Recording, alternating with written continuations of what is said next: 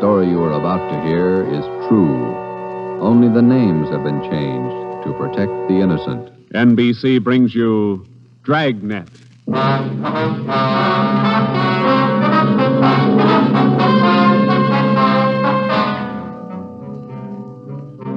You're a detective sergeant. You're assigned to robbery detail. A ruthless fiend roams the streets of your city masquerading as a police officer.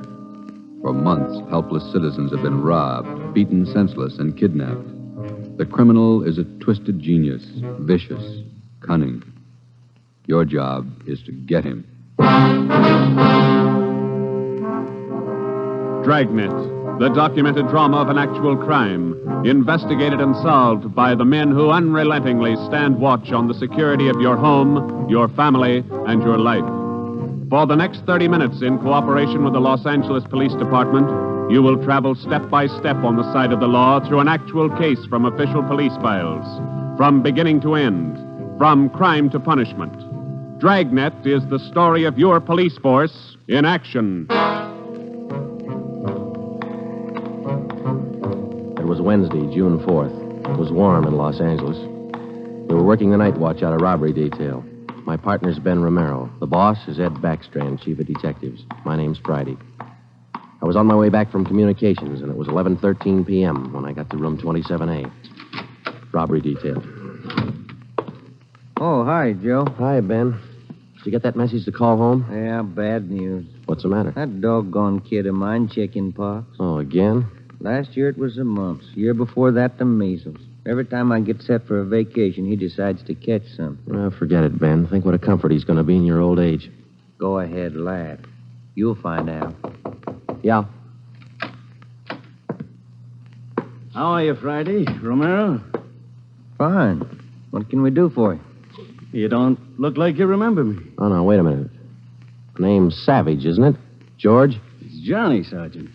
Johnny Savage. You remember now? Oh, sure. Those liquor store robberies out in the Wilshire district. About 6-7 years ago, wasn't it? 10 years, Romero. You ought to remember that. You were at the trial. We testify in court every week. 10 years is a long time. It's longer in the state pen. It's a lot longer. Yeah, you cried a little at that trial, didn't you, Savage? You said we beat that confession out of you. Yeah, that's why I figured I'd drop in for a little visit. Kind of apologize to you fellas. You gave me a square deal. I guess I kind of lost my head. I figured I'd apologize. Oh, that's all right, Savage. When'd you get out? A couple of weeks ago. I did it the hard way. Served 10 flat. I don't know my day. You find a job yet? Yeah, Friday. I'm working nights. What kind of a job? Laborer in a warehouse, south end of town. Good. You decided to level? 10 years in prison's a long time. You learn a lot of things. Nights are long, you think a lot. You get things straightened out. I hope you mean that. Sure I mean it, Friday. I've got everything straightened out. I know who my friends are, and I know who to watch out for. You sound like maybe you're on the right track. I got it figured, Romero. Not like you two fellas. You caught me red-handed, and you sent me up for 10 years. Well, you did all right, Savage. 5 armed robberies. You got off pretty easy. You got a break, Savage. Make the best of it. Sure, I'm not kicking. 10 years, a real break. That's right.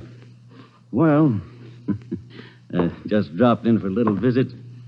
Maybe I'll see you fellas sometime. All right, Savage? Keep your nose clean? Sure. No hard feelings. No. You just took 10 years of my life, that's all. There's no such thing as a man going through prison without changing. And Ben and I have seen him switch in both directions. Some men learn their lesson after they land behind bars, and when they're released, they turn into good citizens. Johnny Savage was sour. We made a mental note to check him out later on, and then we went down to the record bureau and pulled his coming out mug. That's about all that we had time for, because about an hour later, we started to get busy. Hot shot, Joe. Grab it. On the corner of Selma and Naples, the drugstore, 211 and probable attack. On the corner of Selma and Naples, 211 and... What you got, Joe? Selma and Naples, 211 and attack. Come on.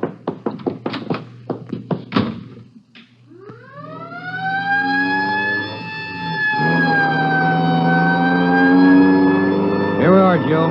Over there on the far corner. Yeah. All right. Come on. We got the story from the victim, the store owner, Mr. Thomas. For the most part, it was the usual rundown of an early morning holdup. There was only one exception. Oh, I've had young hoodlums try to hold me up before, but there was nothing like this one. How you mean, Mr. Thomas? Well, he came in here just before closing, and ordinarily I'd have kept an eye out because that's the time to look for him. But this fella came to the door and said he was a policeman, so I let him in. He looked like a cop. Barged right up to me and the wife behind the counter and pointed a gun. And she screamed, and he hit her in the face with the butt of the gun.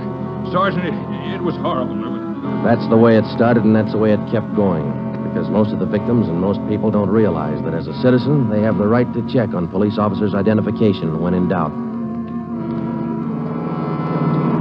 After we got the story from Mr. Thomas and checked the store in the neighborhood, Ben and I headed back for the office. Attention, all units.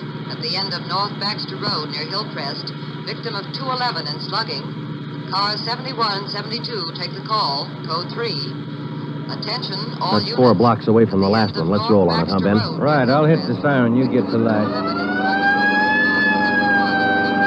By the time Ben and I got up to the end of North Baxter, the men from car 71 were already there. The victim was telling his story. His face looked like it had been through a meat grinder. I was just shifting the car into second to make the hill when I hear this siren behind me, and I see this red light flashing in the side view mirror. Well, naturally, I pulled over to the curb, and I was just reaching for my driver's license when the cop runs up, yanks me out of the car, and starts clubbing me in the face with the butt of his gun. Did you get a look at him? Think you can describe him? No, I'm afraid not.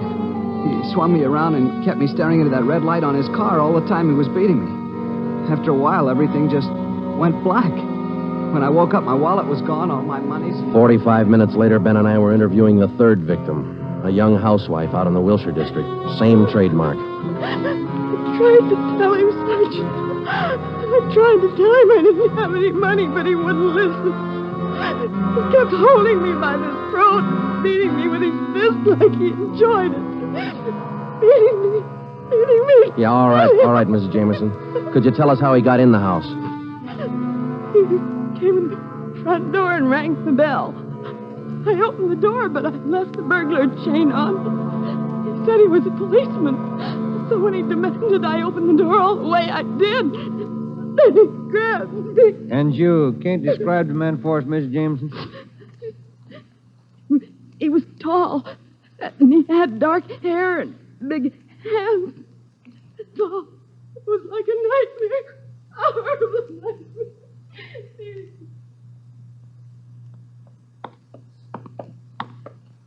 Tall, dark hair, big hands. Your guess the same as mine, Joe? Maybe. Let's wait and see. Come on, let's check with the boss. Hi, Mike. Hi. He's waiting for you. In there. Come on, Ben. Chief of Detective's office. Hannon. Sit down.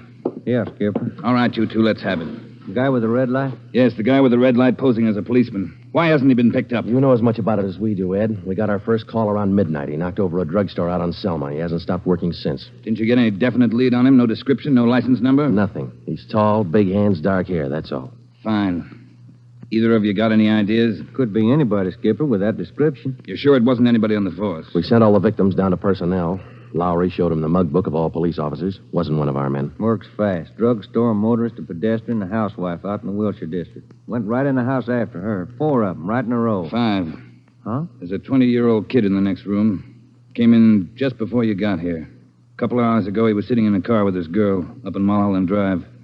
This red light bandit comes along, slugs him, and kidnaps the girl. Kidnapped? She still missing? Not a trace. When did this happen? A couple of hours ago, they brought the kid over from Georgia Street Hospital. We can talk to him now. He's had a bad time. Right in here. Okay. Pete, we're going to have to ask you a few more questions. Oh, yeah. Okay. It feels a little better now. This is Sergeant Friday and Sergeant Romero. Hi, Pete. Hi. Can you tell us what time the trouble started? Oh, about 10:15, 10:30. Sally and I were sitting in the car talking about where we were going on our honeymoon. We're going to be married next month. And then this car pulls up behind us and starts flashing a red spotlight on us, and a guy runs over and pulls open the door. He said he was a cop. Did you get a good look at his car, Pete? I think it was a black sedan.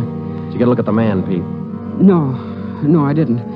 It was pretty dark, and he kept me staring into that red spotlight. It all happened so fast. Then he started slugging me, and I went down. What happened then? Well, the next thing I knew, Sally was screaming. He had one hand on her throat, and he had her backed up against the side of the car. He was beating her with the other hand. Some kind of a short billy club. Well, I got up and I started for him, and he slugged me again. When I came to, Sally was gone. Anybody check the area up there, Ed? Yeah, Davis and Griffin. Didn't find a thing. Oh, Sergeant, you gotta find her. You got to. I wouldn't know what to tell her folks. I wouldn't know what to say. That's all right, Pete. We'll find her. You take it easy. Got a hot shot, Ed, up on Summit Road near Westmore. A woman, unconscious. Ambulance follow-up. Possible dead body. All right, Hannon. Look after Pete here. Friday, Romero, let's go. Up ahead, Romero, to the right. Okay, Skipper? Yeah, there's the ambulance and the cruiser car. Sure a lonely-looking spot. All right, come on. Hiya, Doc. What'd you find? Hiya, fellas. Right over here. Just gonna take her in. Where'd you find her? Over there, by the side of the road. Somebody driving by saw her. They called us. Any identification? This bracelet on her wrist. To my dearest Sally from Pete. December 25th, 1947. That's a girl, all right. What are the chances, Doc? I wouldn't bet on them. Pretty bad shape. Well, have you seen enough? Yeah. Friday, Romero, call the crime lab and check the area for footprints and tire tracks. I'll ride back in the ambulance with the girl. If she regains consciousness, I want to talk to her. All right? Okay, Ed. I'll meet you in the office by 8:30. We're working straight through till we get this guy. See you at the office, Skipper.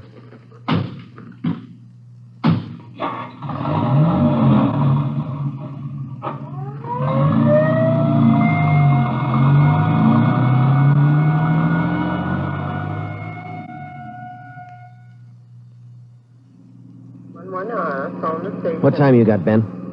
7 minutes to 4. Long night. Hey, that car up there ahead. Let's take a look at it, huh? Black sedan. Hey, look, he's flashing a red spot on that convertible. Come on.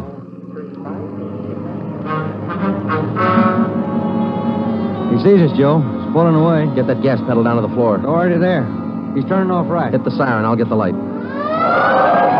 We're gaining a little, Ben. Next corner to the left. Joe, where'd he go? It's a fancy driver. Try the alley up ahead to the left here. Must have turned up that cross street. Get through the alley and double back on him. Right. There he is, Ben. Look out. Watch it, Joe. Watch it. He's going to ram us.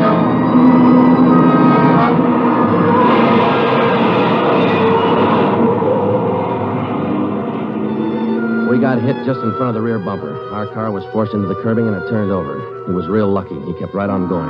But this time, Ben and I were sharing the luck. All we got out of it was a couple of nasty cracks in the head and a few bruises, but it was enough to keep us in a hospital under observation for a day. By this time, Ed Backstrand was fuming. So were the newspapers. During the day we spent in the hospital, the Red Light Bandit went on a real blitz. He pulled 6 more jobs, 1 liquor store, 2 residential holdups, and 3 car robberies. 5 of the 6 victims were slugged and beaten. Davis and Griffin had taken over for Ben and me, and by the time we got back on the job, they'd built up a lead for us. We've been working with Wilkerson up in auto theft, Joe. He's used 4 stolen cars already. We got the makes and numbers on each one of them. How about the dark sedan he was driving when he rammed us? The boys picked it up this morning out on Sepulveda. We're checking it for prints now. Oh, that's fine, Dave. You got any description on the guy yet? No luck there, Joe. He works too fast. Nothing at all? The same as you had. Tall, black hair, big hands. Loves to use them. Friday, Romero, got a minute? Okay, Skipper. Check you later, Hyundai. Sure thing, boys. Sit down. How do you feel? Pretty fair, Ed. Little stiff here and there. All right, did Davis fill you in? Up to date. Okay, I just called the doctor who's handling Sally Wilder, Pete's girlfriend, you remember? Oh, yeah. She's been in pretty bad shape since we found her up there on Summit Road. This morning she took a turn for the better.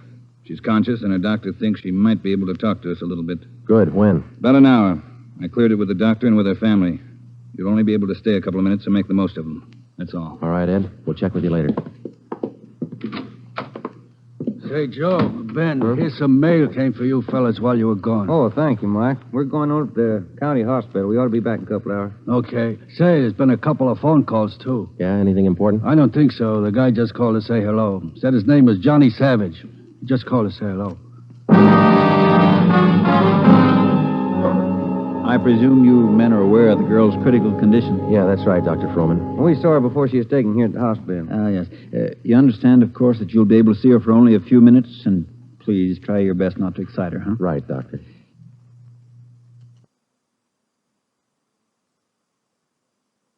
Sally isn't able to talk. Bad mouth and face injuries. So your questions will have to be answered simply yes or no, and nod of the head. Okay, we got you. We only have a few questions, and we want to know if she can identify the man who beat her from these pictures we've got here. All right, Sergeant. This way, please. Thank you.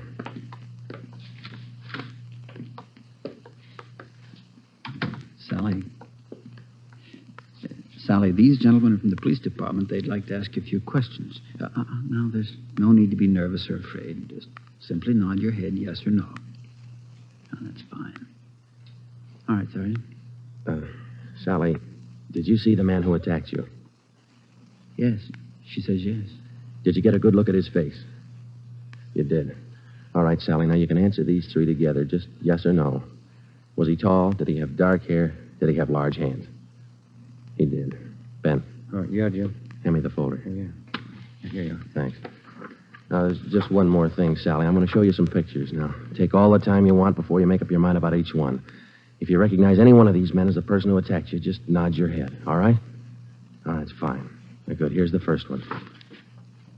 No? All right, here's the next one. No. How about this one? No? All right, here's another. Do you recognize him? This was the man? Are you sure, Sally? Thank you. That's all. Let's go. Did you find what you wanted, Sergeant? Yes, Doctor, we did. Here, it's this one. Nice-looking chap. Who is he, Sergeant? His name's Savage, Dr. Froman. Johnny Savage. When we got back to the office, we checked in with Ed Backstrand. In 5 minutes, an all-points bulletin and a full description of the suspect was broadcast to every radio car, every motorcycle officer, to every sheriff and law enforcement agency in Los Angeles and Southern California. By nightfall, the manhunt was on.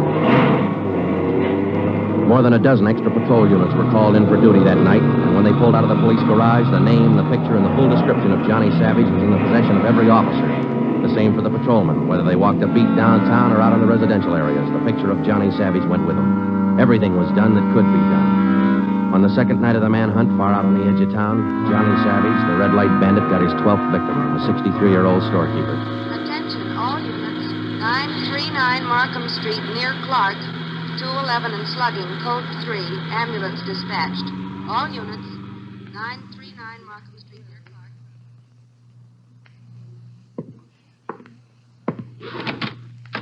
Here it is, Skipper. Tie-in.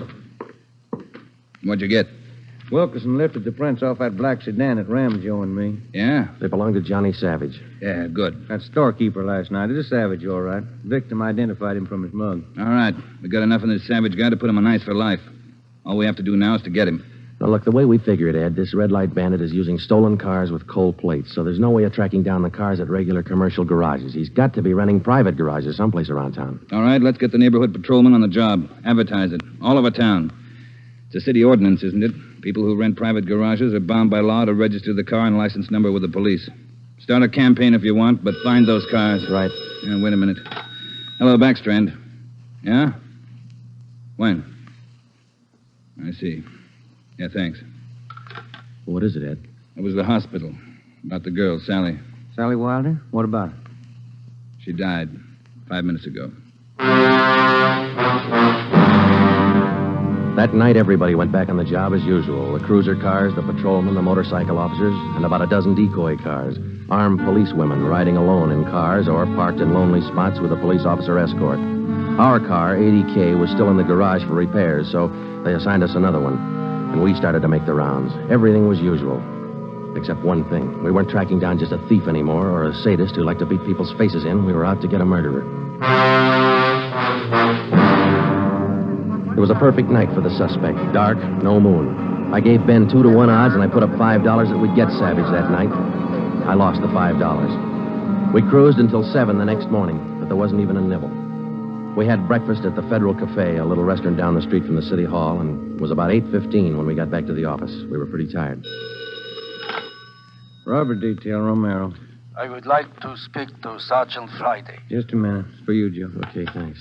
Friday talking. Sergeant Friday, I want to talk to you. Well, I'm listening. Go ahead. I want to talk to you in person as soon as possible. Can't you tell me over the phone? What is it? I cannot tell you over the phone. It is very important. Can you come now? Well, now, look, mister, I'm awful sorry, but we're very busy down 554 Ramona Avenue. Can you come now? Well, what's this all about? Who is this speaking? My name is Carl Savage. My son's name is John.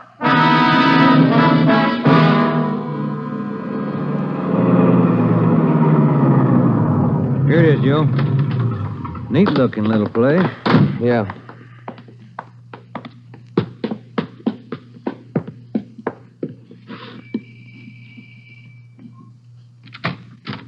Yeah? I'm Sergeant Friday. You Mr. Savage? Yeah, come in. Okay. This is my partner, Sergeant Romero. How do you do?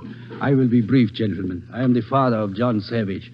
I wish for you to catch him. I will help you. I noticed the name on the mailbox outside, Mr. Savage. Changed your name lately? I changed my name 10 years ago when John first got into trouble. My own name I had to change. The shame. Always from him, my son. Shame. Mr. Savage, has your son been home since he got out of prison? Yeah, many times to ask for money. I would not give him any, so he struck me. Last night I read in the newspaper the little girl he beat up. She is dead. Then I make up my mind. Do you know where your son is now, Mr. Savage? Not now, no. But our garage has a car in there. It is not his, I know. Also in the garage, I find many license plates. I find spotlights with red glass lens. But you don't have any idea where we could find him. No, but he will come back. He always comes back for money. We're going to station an officer here in the house, Mr. Savage. Anything you want, if it will catch him. He's bad, Sergeant. Like something poison. All through, he's bad. See a sewing basket over there, Mr. Savage. The wife live here with you? 10 days ago, before this starts, I bury Gertrude, my wife, his mother. Sergeant, for 10 years she is sick, but for 10 years she stays alive to see him from prison. 10 days ago, she died. He did not even come to the funeral. Did your son have any idea that you might call us? No, I don't think so. But when you catch him, give me a gun. With my own 2 hands, I will kill him. Johnny Savage. Before we left, we called Ed Backstrand and we brought him up to date. He sent 3 detectives out to relieve us, Davis, Griffin, and Marsh. We told them to keep an eye on the house and the stolen car in the garage. That night after dinner, Ed Backstrand, Ben, and I went out and relieved them. We parked the cruiser car in the garage next door, and then we took up our posts. Carl Savage had a light supper, and then he went to bed about 9. The 3 of us sat at the front windows in the darkened house, and we waited. Ben kept his eye on the garage. Outside, across the city, the manhunt continued as usual. 3 hours went by. The waiting got monotonous. Friday, Romero, look alive, will you? Oh, yes, Skipper. I'm sorry. That clock's enough to put anybody to sleep. What time you got? 12:23 a.m. Thanks. The clock kept ticking. We were tired. We took turns keeping each other awake. At 10 minutes past 2, I looked at my watch, and then I settled back and tried to find some kind of a comfortable position. They started so faintly, it was just like the ticking of the clock. Same rhythm. And then they came closer, and the sounds got out of rhythm. Backstrand's head came up with a snap. Friday, Romero, you hear that? Yeah, Ed. Get up to the window, watch the curtains. You see anything? Yeah, somebody's coming. Savage? Can't tell. Wait a minute, he's slowing down. He's going up the driveway to the garage. He's going inside. That's him. Come on. Watch it, he spotted us. He went over that fence into the yard. There he is, Friday. You hit him, Joe. Maybe. He's going for the street. He's headed for that car, Ed, that sedan up on the corner there. Yeah, Romero, go back and get the car. Right, Skipper.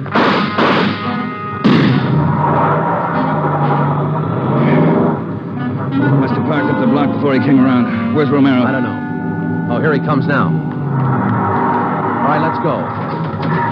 Get that radio on, Joe. It's already on, Ed. All right, give him a call. Any sign yet? No, nothing so far. Next corner to the right, Ben. Unit 80K to Control 4. 80K to Control 4. Control 4 to Unit 80K. Go ahead. Clear and keep frequency 4 open. This is an emergency. 80K, roger. Frequency 4, open and clear. Attention, all units on frequency 4. Stand by. 80K, go ahead. Yeah, there he is, Friday. already up ahead. Dark blue sedan. Control 4, we are in pursuit of the possible red light bandit. Suspect is driving a dark blue 1949 sedan. License number in the 7 column. 61 Robert 784. Use caution. Suspect is armed. Code 3. Attention, all units. Attention, all units. Unit 80K now pursuing possible red light bandit. Suspect is driving a dark blue 1949 sedan. License number in the 7 column. 61 Robert 784. Use caution. Suspect is armed. Code 3. Your location, 80K. Control 4, we are headed east on Wilshire Boulevard, crossing La Brea. Attention, all units. Suspect is headed east on Wilshire Boulevard, crossing La Brea. Watch it, Romero. Don't lose him. I see him, Skipper. Control 4, still pursuing red light bandit. Headed east on Wilshire, now crossing Rossmore. Attention, all units. Suspect is still headed east on Wilshire, now crossing Rossmore. Suspect is armed. Use caution. Code 3. That truck pulling out up ahead. Hit the siren, will you, Skipper? Hold on, it's a tight squeeze. Gaining on him, Romero. A lot of traffic up ahead. He's got to slow down. Control 4, suspect headed east on Wilshire, crossing Western Avenue, closing in. There he goes. Took a right down Sherman Alley. It's a dead end. Yeah. Control 4, suspect turns south into Sherman Alley, closing in on suspect. Attention, all units. Suspect has turned south into Sherman Alley. Suspect is trapped. Converge on Sherman Alley. There he is, Skipper. Pulling up ahead. He's jumping out. All right, take the mic, will you, Ed? Here. Come on, Ben. I'll direct the other cars in. If you need help, holler. Right, Skipper. All right, which way to go, Ben? Down between those buildings. Come on. He's starting up the back fire escape. All right, keep him busy. All right, Savage, come on down. He wants to go the rough way. One more chance, Savage. Come on down. No use, Joe. He's heading up for the roof. Come on. He climbs like a monkey. Come on, let's get him. Yeah, right. Come on. Here, I'll give you a hand. Here's the roof. All right, where'd he go? I don't know. Let's spread out. All right, Savage, you're through. Throw your gun out and come out with your hands up. Watch it, Joe. He's running for the edge. He's going to jump. I'll get him. All right, up, guy back here. You lousy copper, you dirty, lousy cop. I'll kill you, man. You're through, Savage. You're through.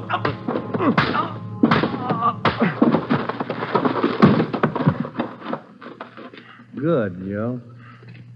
Yeah. Throw the cuffs on, will you? Yeah, you just betcha.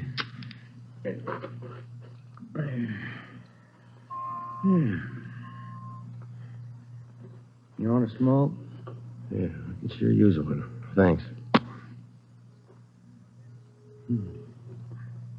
Quiet up here. Yeah. I was just thinking. Well? Carl Savage, this guy's father. Mm-hmm. What about him? Nothing. What would you do, Ben, if your son was a murderer?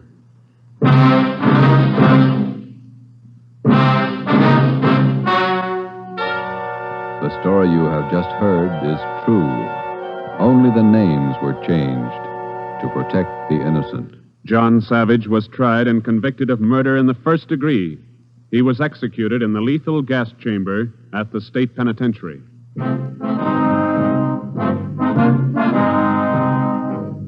You have just heard the sixth in a new series of authentic cases from official files. Technical advice for Dragnet is furnished by the Los Angeles Police Department. Tonight's program is dedicated to Patrol Officer Robert Steele of the Montana State Highway Patrol, who on the morning of November 2nd, 1947, gave his life so that yours might be more secure.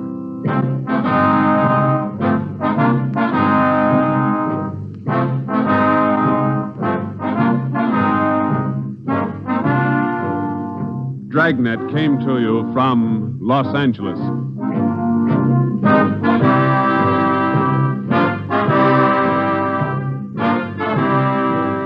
This is NBC, the national broadcasting company.